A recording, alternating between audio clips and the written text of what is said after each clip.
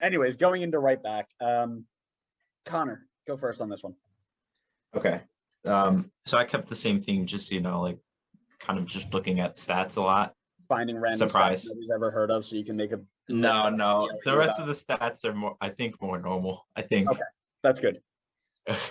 So I went sneaky number 5 here. Aaron Herrera, Ruan, Romain Metzenier, Anton Tinnerholm, Kyle Duncan. Kyle Duncan at 1? Okay. I'll tell you my reasoning. I'd like to hear it because I can see the argument, but I'd like to hear it. Adam, go ahead. So don't yell at me. I don't have Kyle Duncan on this list. I don't know what because no. Wait for it. Because I don't know how high to put him. And the reason that I say that is because he, as a defender, didn't impress me as much as he did going forward last season. So as a pure looking at his defensive abilities, I didn't know where to put him on this. That being said, I also have Anton Tinnerholm at 1, so my list makes no sense. Yeah, it's my list. Leave me alone. Your list sucks. Yeah. Number 5, I had Nick Lima. Number 4, I had RO Jr. I love some Nick Lima. He played half the season last year. He didn't touch the field. Yeah. Number 3, I had Ruan. 2, Metnier, and then 1 is Anton Tinnerholm. Duncan, probably at 4. I need Are you gonna tell me he was better than Ruan, Metnier, and Tinnerholm last season? I'm gonna say he was absolutely better than Metnier because Metnier dropped to. If I'm gonna use your fantasy example, Metnier was a 4.0 defender for half the year. Yeah, that's fair. So once again, your list is. Who did I pick in fantasy for quick, cheap options? I'm going to put them all in my top 5. That's not true. It's absolutely true. We're going to go through the rest of the list. You're going to prove it to me. Fine. All right. So here's what I'm going to say. Does anybody remember the name Tajon Buchanan? Yeah. The fact that he's playing right back for one of the best teams in CONCACAF right now, playing right back for a team that he led to the conference finals. Nobody's going to throw him on the list there? No. That's really bad. Because he only played like half the season, right? You're telling me that coming into this season he won't be better? After watching what he did in Olympic qualifying, and after watching what he did in the playoffs last year, you telling me that he's not going to be better? Both of you to assume I was watching him. I didn't watch anything. All right. So here's what I'm saying. Anytime I say, did you ever see him? I automatically assume, Connor, you did not see him. I understand. Yes. So the only reason I didn't put him on this list is because you didn't know how to put him. No. Because that's only 1 season. So because he's so young, I need more than half a season before I say he's automatically top 5 back in the league. So you're just taking what we talked about, how we're not using pedigree about, what they did in the past to put them there. So you're saying Nick Lima making the U.S. men's national team 3 years ago, put him on the list above Tajon Buchanan. That's what I'm hearing. Yeah, sure. I need a lot of medication right now. Ruan, Tajon Buchanan, Richie Larea, Kyle Duncan, Tinnerholm. And here's why. Ruan fell off the last half of the year. I don't know what happened to him. He would have been number 2 or 3 or 1 or 2 for me had he kept his form all the way through.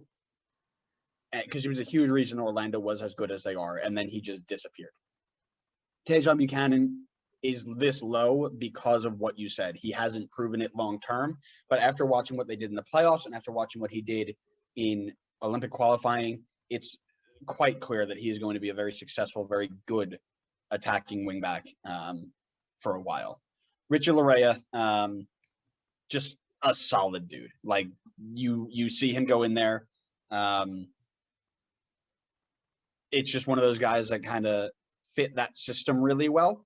4 goals, 5 assists in 22 games. He really got forward well and attacked very well from that flank. Kyle Duncan, same idea. 3 goals, 2 assists, 24 games played. But he was their best attacker for 2/3 of the year last year. But he's also on the U.S. men's national team for a reason, or in that picture for a reason. Why he wasn't called into US U23 camp, I don't know. I think he does a much better job than Aaron Herrera. By the way, Connor, Aaron Herrera at 5, awful. Despicably awful. That's just not a good pick. Did you watch, hypothetical, did you watch him against Honduras? Okay, I put him on the list before that game happened. All right, and you didn't make a change after that game happened because he was that way for RSL all year. Thank you. Were you watching RSL all year? Yes, of course I was. Yeah. Anton Tinnerholm obviously is number one, and there's no debating it. I'm not even gonna try. Anybody want to argue, or are we just gonna sit there and say dumb stuff? Nick Lima. Yeah. The only name we didn't say, and I don't know where he would fall on that list, is Kelvin Leardom. Yep, correct. So he's in my honorable mention simply because I don't know if he, what he's going to do in Miami. I don't know if he'll slide right in. I don't know what formation they're going to play. You don't know.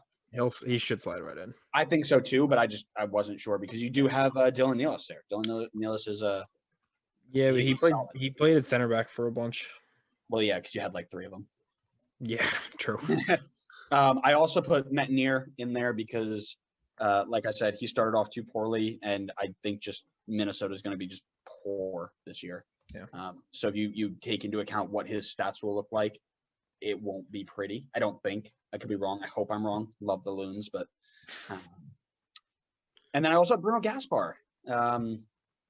Going into Vancouver, him and Ali Adnan right and left might be fun to watch. Yeah, might be a little sneaky pick there. Say Mbiazo from Philly's the other one. Sure, I can get there. Philly's another one of those teams where I didn't even know he played right back. All I know is Jack Elliott because somebody doesn't let me live it down. Yeah, buddy. Oh, you're gonna hate my center back picks then. I know. I saw them while I was scrolling. I'm already getting prepared for that one. I might need to go get like another cup of tea to calm myself down. But do it. Connor, anything else? So, I told you before, like, I was looking at like a lot of just like number stuff, and you know what, I would actually like to like tell you which ones I was looking at, because then maybe, because you guys obviously know the sport better than I do, you could tell me if like these are the wrong things to look at. So for fullbacks on the defensive side, I was looking at like tackle percentage, interceptions, and blocks. Do I need to send you my video of when I analyze statistics for our IA and math class? Because I can. That was so long ago. It was so long ago. When I'm looking at my outside backs, I'm looking at their tackle percentage. I'm looking at their crosses completed because I like an attacking wing back, but that's just me. And I'm looking at crosses blocked. So you're not off. What was the other one you said? You said tackle percentage, blocks, and interceptions. I had separate numbers I was looking at for attacking. This is kind of actually a weird one. It was like goal creating actions and shot creating actions. Sure. I don't know if like there's so when I was looking at it, Aaron Herrera actually had the best defensive numbers out of any of the fullbacks. I don't want to hear Aaron's name. I just don't. Listen, I'm open to him being off the list, but it may be a sore spot for me because of what happened against Honduras. But I don't want to hear anybody's name who is associated with that team. I just don't. Okay, so let me move on from that then, and let me tell you why I put Duncan 1 over Tinnerholm. Yes, please. I'd love to hear this. So I put Duncan over Tinnerholm because I was kind of like envisioning a team as I was like working through each of the positions, and I was looking for a more defensive right back here. And Kyle Duncan last season was much better defensively than Tinnerholm. Tinnerholm had really bad defensive numbers. Sure. At least compared to Duncan. And then attacking wise, Tinnerholm was the best, obviously. That's kind of just what he does. But Kyle Duncan was also pretty darn good at attacking wise. I mean, obviously you guys know that. So I felt that because Duncan was the better defender, that's why, at least at the moment, since based off last season, coming into the season, it feels like Duncan was the better defender. That's why I went with him over Tinnerholm. Interesting. After Red Bull's shocking performance last year, I can't get myself to put Duncan over Tinnerholm. I can't. And I'd love to, because whenever Red Bull goes over NYC in anything, it's a good day. But I think Anton Tinnerholm is just too class. Now, will he be shaky this year without Alex right in front of him? Maybe. We'll see. But that's for the future to find out. Should put him at CDM. Let him go forward more. Tinnerholm? Yeah. No, He should play striker for them is what he should do. Sure. There are a lot of They people need who it. play striker.